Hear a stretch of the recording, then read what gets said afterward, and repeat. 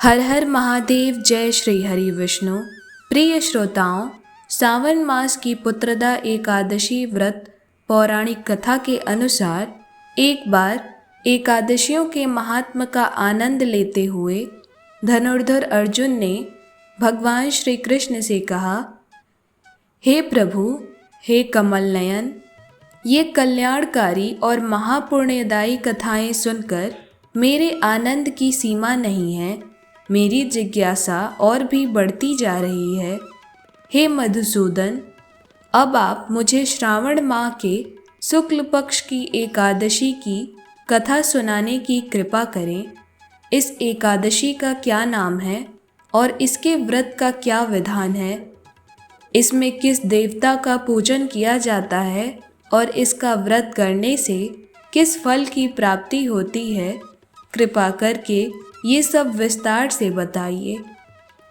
तब भगवान श्री कृष्ण ने कहा, हे धनुर्धन, श्रावण माह के शुक्ल पक्ष की एकादशी की कथा के श्रवण मात्र से ही अनंत यज्ञ का फल प्राप्त होता है। हे पार्थ, द्वापर युग के आरंभ में ही महिष्मती नाम की एक नगरी थी। उस नगरी में महाजीत नाम का एक राजा राज्य करता था।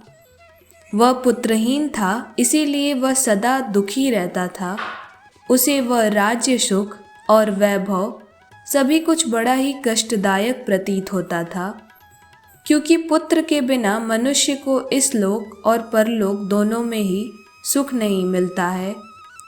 राजा ने पुत्र प्राप्ति के उपाय किए, किंतु उसका हर उपाय निष्फल रहा। जैसे जैसे राजा महाजीत वृद्धा अवस्था की ओर बढ़ता जा रहा था, वैसे वैसे उसकी चिंता भी बढ़ती जा रही थी।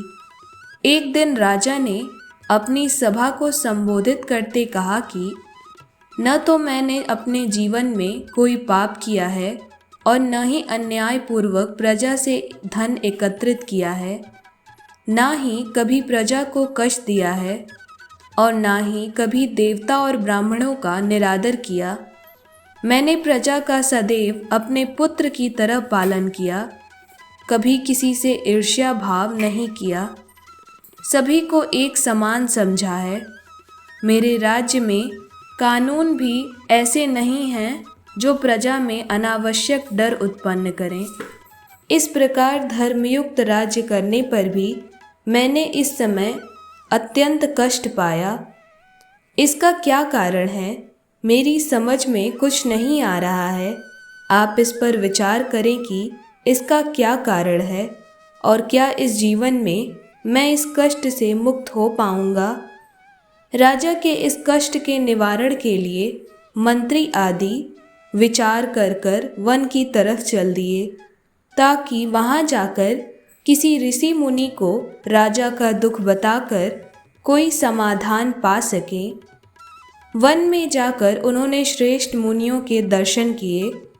उसी वन में वयोवृद्ध और धर्म के ज्ञाता महर्षि लोमश भी रहते थे। वे सभी जन महर्षि लोमश के पास गए।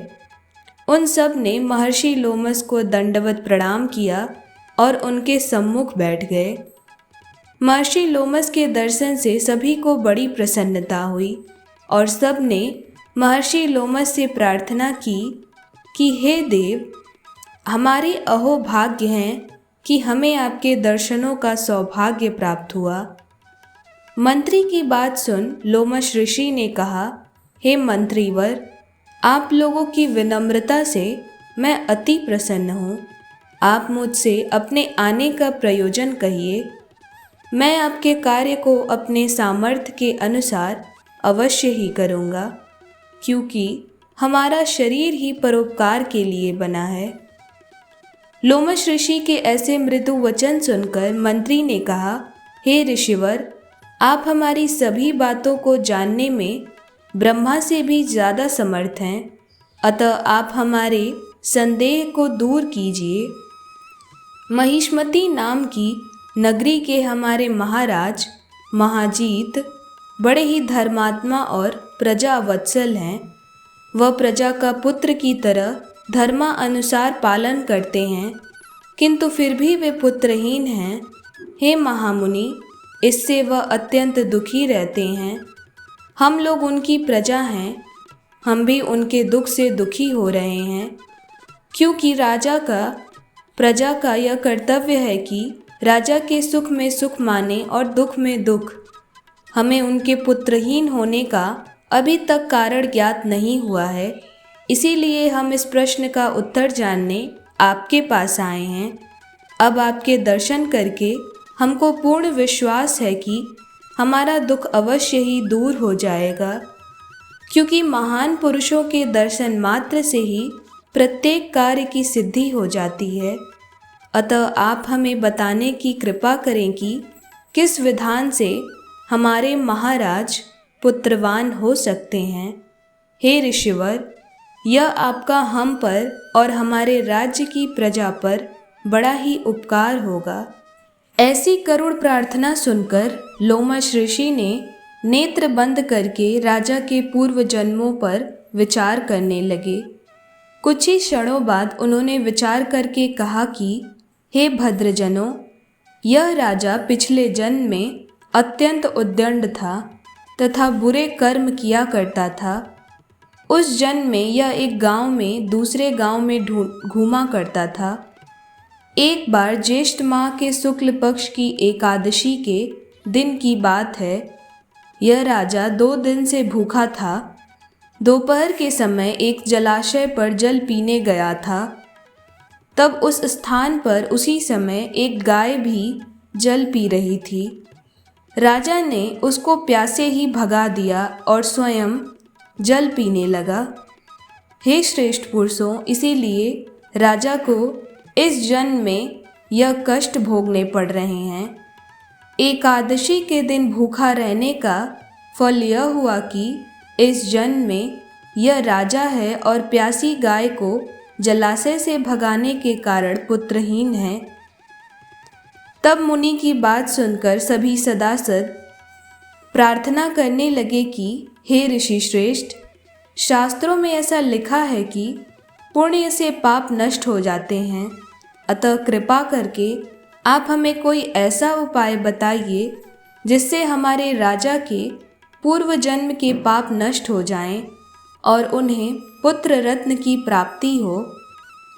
सभासदों की प्रार्थना सुनकर लोमश मुनि ने कहा, हे श्रेष्ठ पुरुषों, यदि तुम सब श्रावण माह के शुक्ल पक्ष की पुत्रदा नाम की एकादशी का व्रत और रात्रि जागरण करो तो उस व्रत का फल राजा के निमित्त कर दो, तो तुम्हारे राजा के यहाँ पुत्र उत्पन्न होगा।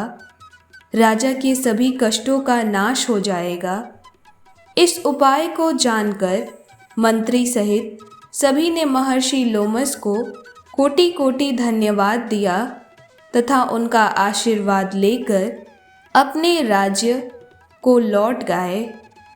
इसके बाद उन्होंने लोमश ऋषि की आज्ञा अनुसार श्रावण माह की पुत्रदा एकादशी का विधि पूर्वक उपवास किया और द्वादशी को उसका फल राजा को दे दिया। इस पुण्य के प्रभाव से राजा की पत्नी रानी ने गर्भ धारण किया और 9 माह पश्चात एक अत्यंत तेजस्वी पुत्र को जन्म दिया। भगवान श्री कृष्ण आगे कहते हैं कि हे पांडुपुत्र, इसीलिए इस एकादशी का नाम पुत्रदा एकादशी पड़ा। पुत्र की इच्छा रखने वाले हर मनुष्य को विधि पूर्वक श्रावण माह के शुक्ल पक्ष की एकादशी कर इस व्रत को करना चाहिए। जो भी माताएं पुत्रदा एकादशी के इस व्रत को विधि पूर्वक करेंगी, उनके पुत्र के जीवन में कोई भी कष्ट, दुख या रोग का आगमन नहीं होगा और उसका जीवन सुखद होगा। इस व्रत के प्रभाव से इस लोक में सुख और परलोक में स्वर्ग की प्राप्ति होती है। इसीलिए हर मनुष्य को इस पुत्रदा एकादशी का व्रत विधि पूर्वक करना चाहिए। प्रिय श्रोताओं, शास्त्रों में ऐसा वर्णन मिलता है कि जो भी व्यक्ति एकादशी के दिन माँ एकादशी की स्तुति करता है, स्तुति गायन करता है या उसको श्रवण करता है तो उसे 24 एकादशियों का फल एक साथ प्राप्त हो जाता है। तो आइए माँ एकादशी की स्तुति करते हैं। ओम जय एकादशी जय एकादशी माता, विष्णु पूजा व्रत को धारण कर शक्ति मुक्ति पाता। ओम जय एकादशी माता, तेरे नाम गिनाऊं देवी भक्ति प्रदान करनी, गण गौरव की देनी माता शास्त्रों में वरनी। ओम जय एकादशी माता, मार्गशीर्ष के कृष्ण पक्ष की उत्पन्ना विश्वतारिणी जनमी, शुक्ल पक्ष में हुई मोक्षदा मुक्तिदाता बन आई। ओम जय एकादशी माता, पौष के कृष्ण पक्ष की सफला नामक है, शुक्ल पक्ष में हो या पुत्रदा आनंद अधिक रहे। ओम जय एकादशी माता, नाम शर्तीला माघ मास में कृष्ण पक्ष आवे, शुक्ल पक्ष में जया कहावे विजय सदा पावे। ओम जय एकादशी माता, विजया फाल्गुन मास में कृष्ण पक्ष में शुक्ला आमल की, पाप मोचिनी कृष्ण पक्ष में चैत्र महाबली की। ओम जय एकादशी माता, चैत्र शुक्ल में नाम कामदा धन देने वाली, नाम वरुथिनी कृष्ण पक्ष में वैशाख माह वाली। ओम जय एकादशी माता, शुक्ल पक्ष में होय मोहिनी अपरा ज्येष्ठ कृष्ण पक्ष की, नाम निर्जला सब सुख करनी शुक्ल पक्ष रखी। ओम जय एकादशी माता, योगिनी नाम आषाढ़ में जानो कृष्ण पक्ष करनी, देवशयनी नाम कहायो शुक्ल पक्ष धरनी। ओम जय एकादशी माता, कामिका श्रावण मास में आवे कृष्ण पक्ष कहिए, श्रावण शुक्ला होय पवित्र आनंद से रहिए। ओम जय एकादशी माता, अजा भाद्रपद कृष्ण पक्ष की परिवर्तिनी शुक्ला, इंदिरा अश्विन कृष्ण पक्ष में व्रत से भव सागर निकला। ओम जय एकादशी माता, पापांकुशा है शुक्ल पक्ष में आप हरनहारी, रमा मास कार्तिक में आवे सुखदायक भारी। ओम जय एकादशी माता, देवोत्थानी शुक्ल पक्ष की दुख नाशक मैया, पावन मास में करो विनती पार करो नैया। ओम जय एकादशी माता, परमा कृष्ण पक्ष में होती जन मंगल करनी, शुक्ल पक्ष में होय पदिनी दुख दारिद्र हरनी। ओम जय एकादशी माता, जो कोई आरती एकादशी की भक्ति सहित गावे, जन गुरुदिता स्वर्ग का वासा निश्चय वह पावे। ओम जय एकादशी माता, मैया जय एकादशी माता, मैया जय एकादशी माता।